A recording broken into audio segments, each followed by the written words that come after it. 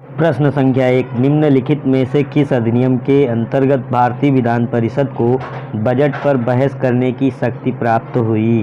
तो इसका पहला ऑप्शन बी, भारतीय परिषद अधिनियम 1892 के अंतर्गत।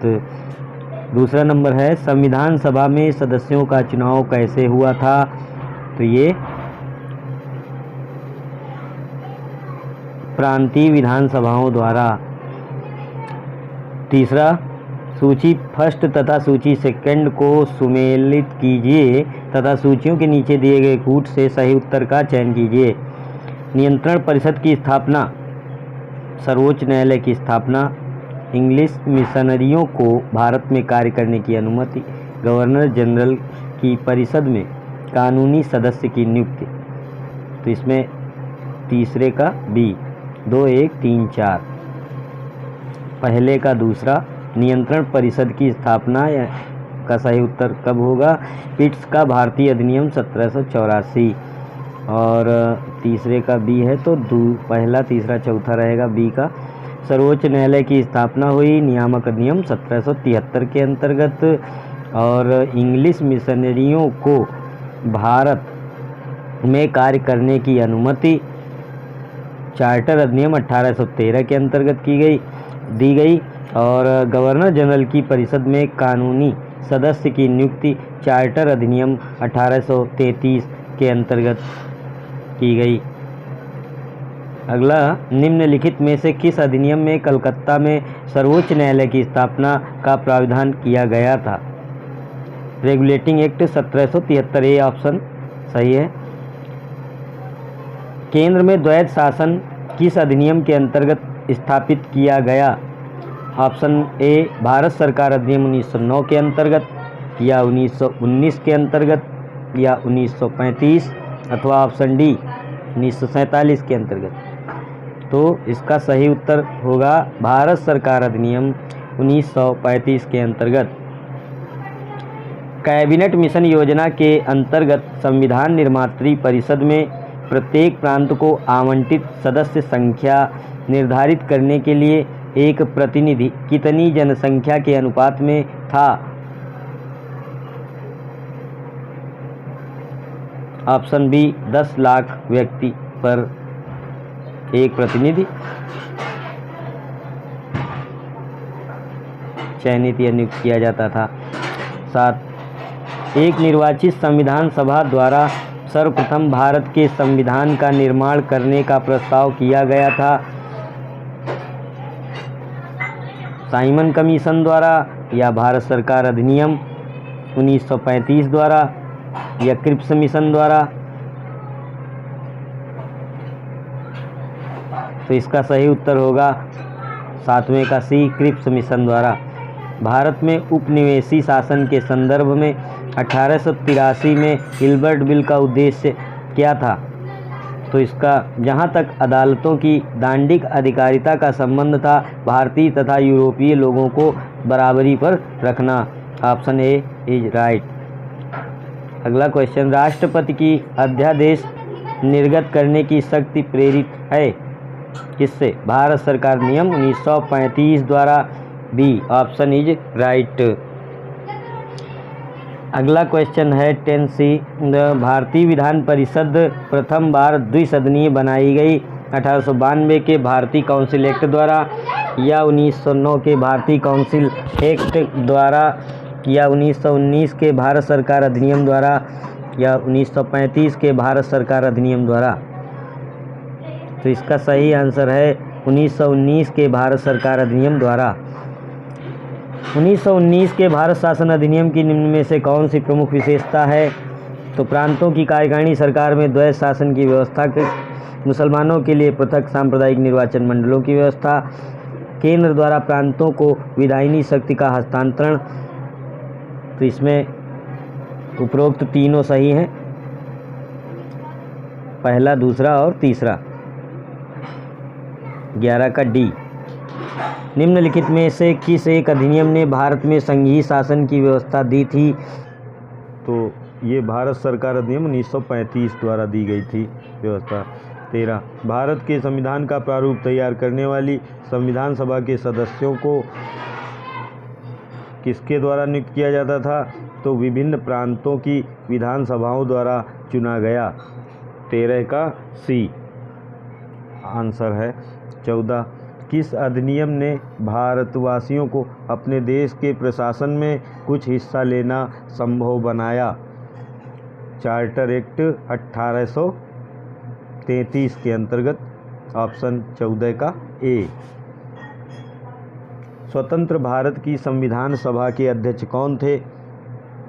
15 नंबर क्वेश्चन है। इनमें से कौन स्वतंत्र भारत की संविधान सभा के अध्यक्ष थे? Doctor Rajendra Prasad, B option. 16 1946 में निर्मित अंतरिम सरकार में कार्यपालक परिषद के उपसभापति थे? जवाहरलाल नेहरू, डॉक्टर एस राधाकृष्णन, सी राजगोपालाचारी या डॉक्टर राजेंद्र प्रसाद? जवाहरलाल नेहरू अंतरिम सरकार में कार्यपालक परिषद के उपसभापति थे। संविधान सभा के चुने हुए स्थायी अध्यक्ष कौन थे? तो ये डॉक्टर राजेंद्र प्रसाद स्थायी अध्यक्ष थे। अखिल भारतीय महासंघ स्थापित करने का प्रावधान शामिल किया गया? भारत सरकार अधिनियम 1935 के अंतर्गत। 18 के बाद क्वेश्चन नंबर 19 भारत की संविधान निर्मात्री सभा के अध्यक्ष कौन थे? तो ये option A doctor Rajendra Prasad थे। 20 नंबर क्वेश्चन है भारत के लिए संविधान की रचना हेतु संविधान सभा का विचार निम्नलिखित में से सर्वप्रथम किसने प्रस्तुत किया? तो ये स्वराज पार्टी ने 1934 में प्रस्तुत किया था। 20 का ए ऑप्शन। 21 निम्नलिखित में से कौन से कथन संविधान सभा के विषय में नहीं है? वह वयस्क मताधिकार पर आधारित नहीं थी, वह प्रत्यक्ष निर्वाचन का परिणाम थी, वह बहुदलीय निकाय थी या उसने अनेक समितियों के माध्यम से कार्य किया? तो इसमें क्वेश्चन नंबर 21 का ऑप्शन पहला और दूसरा ए, 21 का ए सही हो जाएगा। वेवेल योजना के अनुसार कार्यकारी परिषद में हिंदू और मुस्लिम सदस्यों की संख्या समान होती थी। कारण इसका दिया गया है वेवेल का विचार था कि ऐसी व्यवस्था से भारत का बंटवारा बच जाता। क्वेश्चन नंबर 22 तो इसका उत्तर हो जाएगा सी, कथन सही है पर कारण गलत है।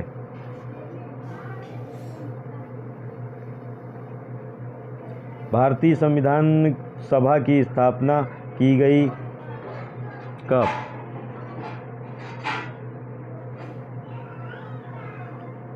– 9 दिसंबर 1946 को। Option B. भारतीय संविधान को बनाने हेतु संविधान सभा के कुल कितने अधिवेशन हुए थे? 24 का सी, 12 अधिवेशन हुए थे। 25 नंबर क्वेश्चन है संविधान सभा में वयस्क मताधिकार को 15 वर्ष के लिए स्थगित करने की बात किसने कही थी? 25 सी, मौलाना आज़ाद ने। 26 1935 के अधिनियम द्वारा स्थापित संघ में अवशेष शक्तियाँ किसको दी गई थीं? ये गवर्नर जनरल को। 26 सी। 27 निम्नलिखित में से संविधान सभा की संघ संविधान समिति का अध्यक्ष कौन था? 27 सी, जवाहरलाल नेहरू। 28 1935 के अधिनियम के तहत कराए गए विधानसभा चुनावों में किस राज्य में कांग्रेस ने पूर्ण बहुमत नहीं प्राप्त किया? बंगाल में। 29 भारतीय संविधान को संविधान सभा द्वारा अंगीकृत किया गया? 26 नवंबर 1949 को। 30 निम्नलिखित में से कौन सा एक भारत शासन अधिनियम 1935 में स्वीकार किया हुआ महत्वपूर्ण स्थायी अवयव नहीं है? देश के लिए लिखित संविधान ये इसका अवयव नहीं है। शेष बी सी डी ऑप्शन वाले अवयव दिए गए हैं इसमें। 31 नंबर भारत का संविधान पूर्ण रूप से तैयार हुआ था? 26 नवंबर 1949। क्वेश्चन नंबर 32, भारतीय संविधान कब लागू हुआ था? भारतीय संविधान कब लागू हुआ था?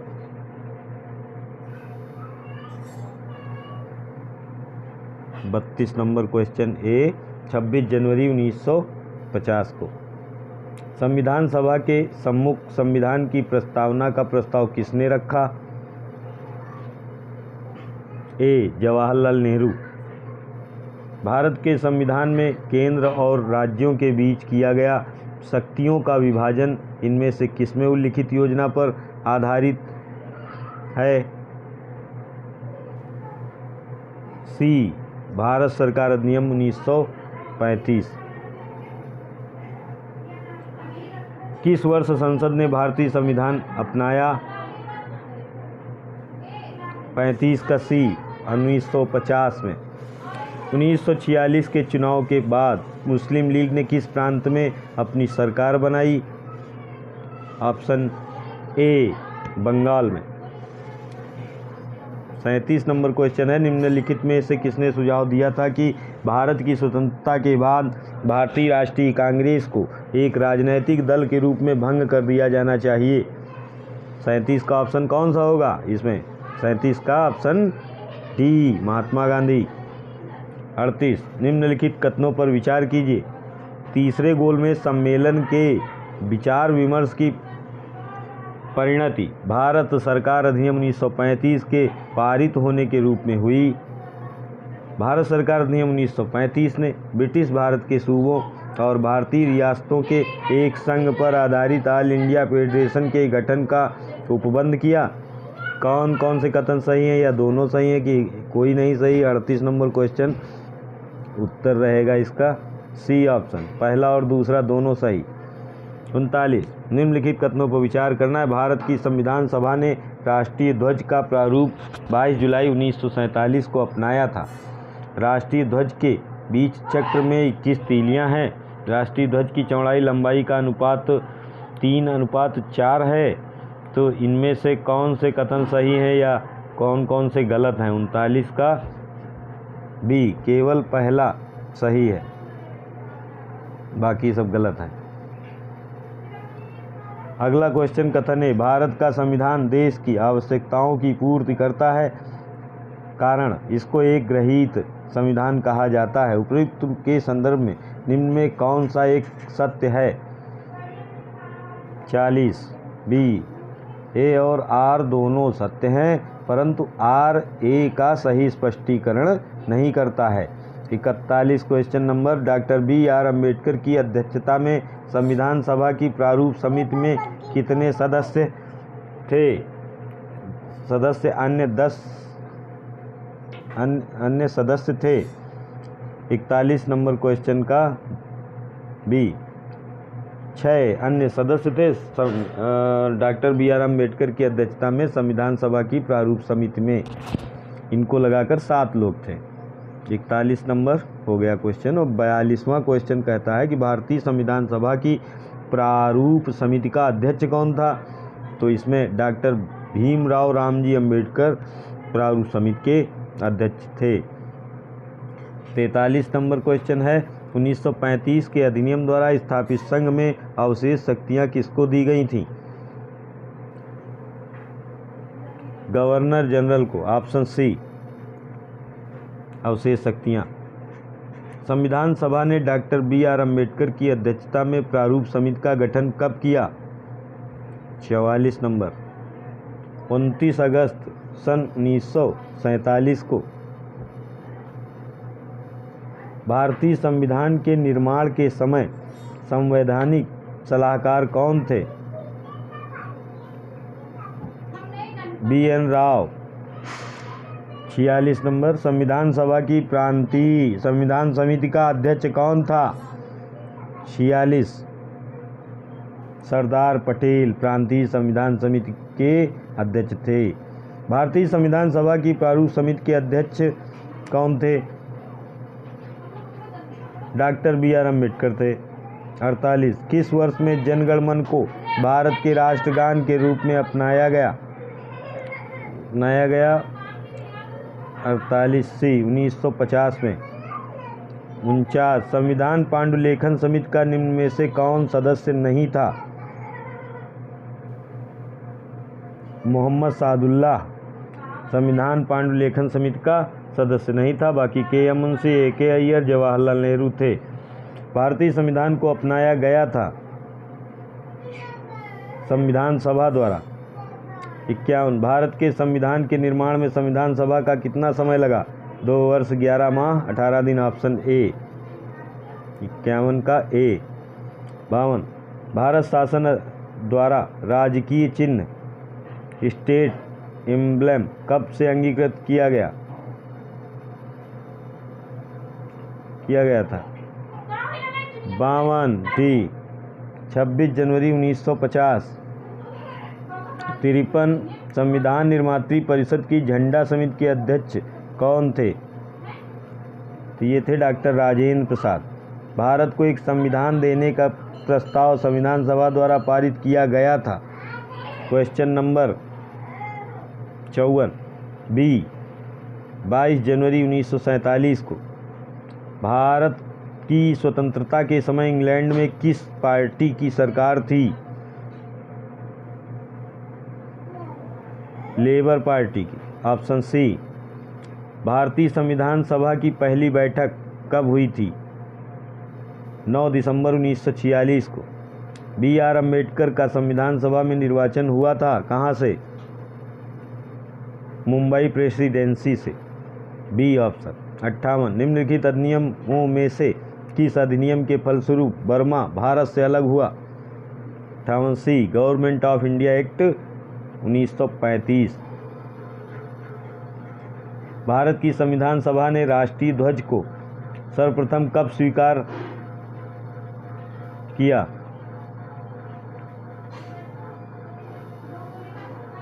59 नंबर क्वेश्चन ए 22 जुलाई 1947 को संविधान सभा ने राष्ट्रीय ध्वज को अंगीकार किया या स्वीकार किया। 60 संविधान सभा में उद्देश्य प्रस्ताव निम्न में से किस एक के द्वारा प्रस्तुत किया गया था?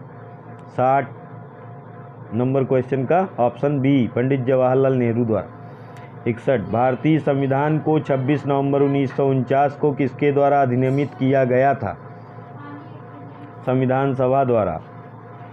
59 निम्नलिखित में से कौन अगस्त 1946 ईस्वी में गठित पहली अंतरिम राष्ट्रीय सरकार का सदस्य नहीं था?